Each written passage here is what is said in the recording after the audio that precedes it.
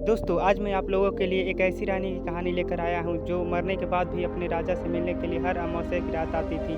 इस रानी का क्या रहस्य है आज मैं इस कहानी में बताने वाला हूँ।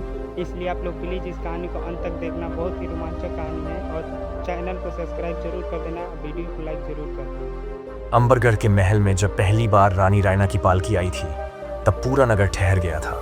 सबने कहा, ये औरत चल नहीं रही, तैर रही है। और राजा नीलशेखर, जो युद्धों में हार जीत के पार एक गहराई खोज रहा था, पहली बार किसी स्त्री की आंखों में ठहर गया था। वो आंखें जैसे बीते जन्म की कोई धुंधली सी पुकार हो, और होंठ जैसे हर बात अपने अंदर छुपाकर मुस्कुराना जान चुके हों। राजा ने सब रीति रिवाज तोड़े, पंडितों के सवाल और दरबारियों की चुप्पियां अनसुनी कर दी, और 7वें ही दिन उस अनजानी रहस्यमयी स्त्री को रानी घोषित कर दिया। लेकिन उस रात जब वह पहली बार उसके पास आई, तो कमरे में कोई सुगंध नहीं, कोई गहनों की खनक नहीं, बस एक धीमा सन्नाटा और उसकी बिंदी की लाल रोशनी, जैसे कोई याद पुरानी चुपचाप लौट आई हो। राजा ने उसका हाथ थामा तो वो कांप रही थी, जैसे उसकी आत्मा खुद को छुपा रही हो। पर राजा नीलशेखर ने उस कांपते हाथ को अपनी हथेली में थाम लिया और कहा, मैं तुम्हारे अतीत से प्रेम नहीं करता, मैं तुम्हारे आज से करता हूं। और रानी की आंखों में एक आंसू थम गया, पर उसने कुछ नहीं कहा, सिर्फ राजा के सीने पर सिर रखकर वहीं सो गई। पर रात के तीसरे प्रहर में राजा की नींद टूटी और उसके हाथ से वो स्पर्श जैसे फिसल गया हो। सामने देखा तो बिस्तर पर कोई और बैठी थी, वही चेहरा, वही शरीर, पर आंखें वो अलग थीं, गहरी, बुझी हुई और भय से भरी। राजा बोल उठा, रायना। और उस स्त्री ने कहा, मैं वही हूं, लेकिन पूरी नहीं। राजा स्तब्ध था। वो उठा, दीपक जलाया, देखा, चेहरा वही, आभूषण वही, पर उस रानी की देह से अब एक ठंडक उठ रही थी, जैसे किसी शव की सांसें बची हों, और उसके कंधे पर एक काला निशान, जिसे उसने पहली बार छुपा रखा था। राजा कुछ कह नहीं पाया, बस दूर खड़ा देखता रहा। और सुबह होते ही जैसे जादू टूटा, वही पुरानी रायना, वही गर्माहट, वही चमक, मानो कुछ हुआ ही ना हो। राजा ने कुछ नहीं कहा, लेकिन उसकी आंखों में अब सवाल थे, और रायना ने उन सवालों को पढ़ लिया। उसने धीरे से कहा, मुझे मत टटोलो, क्योंकि जो मैं हूं, शायद वो जानना तुम्हारे प्रेम को तोड़ देगा।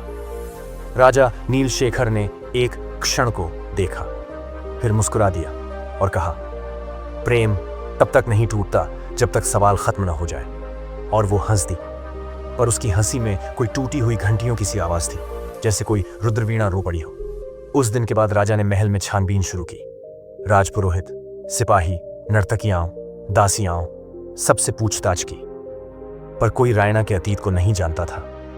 सिर्फ एक बूढ़ी मालिन बोली, रायना कोई साधारण स्त्री नहीं राजन, वो तो अमावस की छाया है, जो उजाले में प्रेम करती है और अंधेरे में खुद से डरती है। राजा के रोंगटे खड़े हो गए, लेकिन वो फिर भी चुप रहा, क्योंकि अगले हफ्ते फिर से आने वाली थी अमावस्या, और इस बार वो खुद जानना चाहता था कि उस रात क्या बदलता है, रानी या किस्मत। राजा नीलशेखर ने जैसे ही दूसरी अमावस्या को आते देखा, उसका दिल अब डर से नहीं, निर्णय से धड़क रहा था। वह अब सिर्फ प्रेमी नहीं, एक ऐसा इंसान था जो किसी आत्मा को उसकी कैद से मुक्त करना चाहता था। उसने इस बार महल के सबसे गुप्त तहखाने में एक मंत्र रचवाया, निर्वाण यंत्र, जो किसी आत्मा को उसके पूर्व जन्मों से अलग कर सकता था। पर इसके लिए चाहिए था उससे जुड़ी आत्मा का संपूर्ण समर्पण। और राजा ने तय कर लिया कि वह बलिदान देगा, क्योंकि रायना अब उसके लिए कोई साधारण स्त्री नहीं थी, वह उसका अंतिम सत्य बन चुकी थी। और फिर आई वो रात, अमावस्या, जब महल में एक बार फिर चांद की अनुपस्थिति ने डर को जन्म दिया। लेकिन इस बार राजा ने डर को दरवाजे पर छोड़ दिया। रायना जब उसके सामने आई तो उसके बाल काले से नीले हो चुके थे, आंखों में प्रकाश की जगह अंधेरा था, और उसकी आवाज किसी और स्त्री की थी। मैं वासिनी हूं, 100वें जन्म की कथा अधूरी।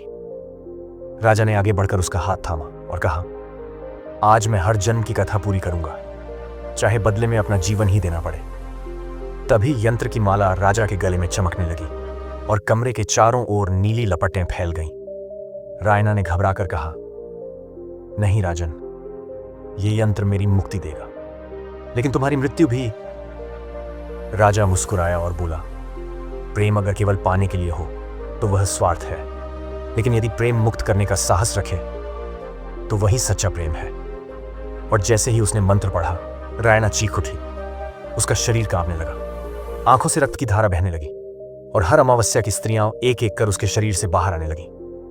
कोई रुद्रवर्णा थी, कोई क्षमा, कोई वैरागिनी, कोई बालिका और अंतिम आत्मा थी, एक वृद्धा, जिसने कहा, हमें मुक्त करने वाला कोई नहीं था, तू पहला है जिसने हमें प्रेम से मुक्त किया। और वो सब प्रकाश में बदलकर आकाश की ओर चली गई। रायना अब जमीन पर निढाल पड़ी थी और राजा धीरे धीरे उस यंत्र की आग में जलने लगा।